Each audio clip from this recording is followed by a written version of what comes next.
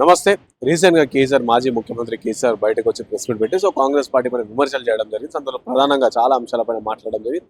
ఈ అంశం అలాగే హరీష్ రావు గారు ప్రెస్ మీట్ పెట్టి ఇటు కాంగ్రెస్ పార్టీ కంప్లీట్ కూడా రియల్ ఎస్టేట్ రాజ్యం నడుస్తుంది అని ఈ విధంగా కొన్ని కామెంట్స్ చేస్తారు. మాట్లాడడం దీనిపైన మనతో పాటు మాట్లాడిన TPCC general secretary Chinagani Dayakar ఉన్నారు. నమస్తే అన్న, ఏం చెప్తారు? కేసీఆర్ వచ్చి ప్రెస్ మీట్ పెట్టి మాట్లాడారు. కాంగ్రెస్ పార్టీ నోరికి దండం పెట్టాలా? ఇచ్చిన హామీలు మీ 10 లక్షలు అంటే 20 లక్షలు అన్నారు, వాళ్ళు 12 లక్షలు అన్నారు.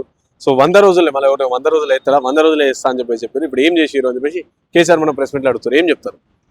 ఇప్పుడు కేసీఆర్ అరిగిపోయిన క్యాసెట్ లాంటిది, ప్రజలకు అవసరం లేదు. నిజంగా మేము 29వ తారీఖు అసెంబ్లీ పెడుతున్నాం. కేసీఆర్కు, హరీష్ రావుకు, కేటీఆర్కు చిత్తశుద్ధి ఉంటే మీరు రండి, అసెంబ్లీలో మాట్లాడండి. మీ తెలంగాణ భవన్లో కాదు, నిండు అసెంబ్లీలో మా ముఖ్యమంత్రి గారు అవకాశం ఇచ్చింది, రండి, మీ సలహాలు సూచనలు వినడానికి సిద్ధంగా ఉన్నాం. తెలంగాణ రాష్ట్ర ప్రజలు 10 ఏళ్ళు మీకు అధికారం ఇస్తే అవినీతి, అక్రమాలు, భూదందాలు చేసింది మీరు, దోపిడీ చేసింది మీరు, దగా చేసింది మీరు, ప్రజలకు పరిహారం అడిగితే కూడా లాఠీచార్జ్ చేసినటువంటి పరిస్థితి మీరు. కాళేశ్వరం అవినీతులు హరీష్ రావుకు అవినీతి చేశాడు, హరీష్ రావు పాత్ర కీలకంగా ఉందని కవిత గారు మాట్లాడి ఇంతవరకు లేదు. ఇంతవరకు ఒక ప్రెస్ మీట్ పెట్టి మాట్లాడలేదు. హరీష్ రావు కాదు, కమిషన్ రావు అంటున్నాం మేము. తెలంగాణకు పట్టిన అసలైన గబిలాలు వీళ్ళు, తెలంగాణ అభివృద్ధికి పట్టిన గబిలాలు వీళ్ళు ప్రజాప్రభుత్వం, ప్రజాపాలన గురించి మాట్లాడిన నైతికత లేదు.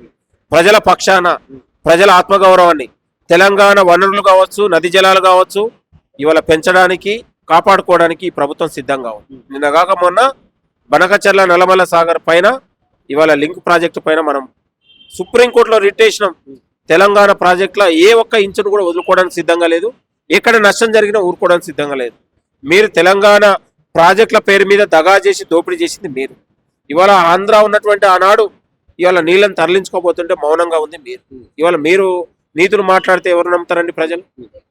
కాబట్టి తెలంగాణ వనరుల గురించి, ప్రాజెక్టుల గురించి మాట్లాడిన నైతికత హరీష్ రావుకు లేదు. కాబట్టి కమిషన్ రావు అవతారం ఎత్తింది మీరు.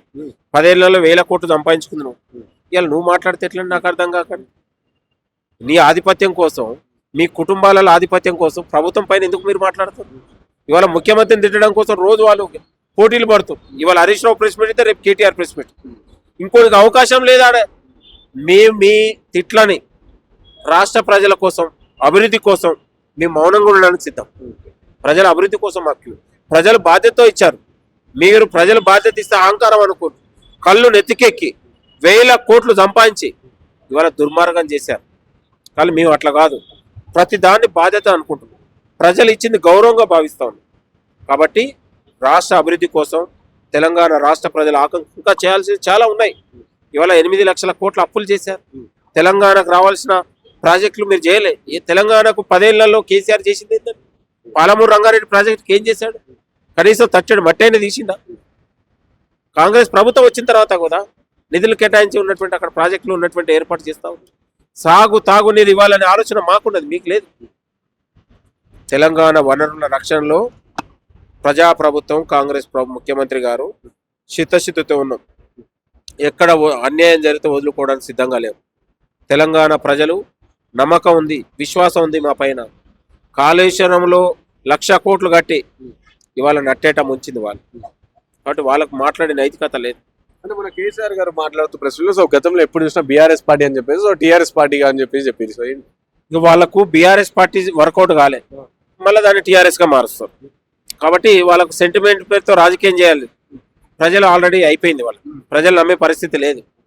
బీఆర్ఎస్ పార్టీ నాయకత్వం, బీఆర్ఎస్ పార్టీతో ప్రజలకు ఉపయోగం లేదు, రాష్ట్రానికి సంబంధం లేదు.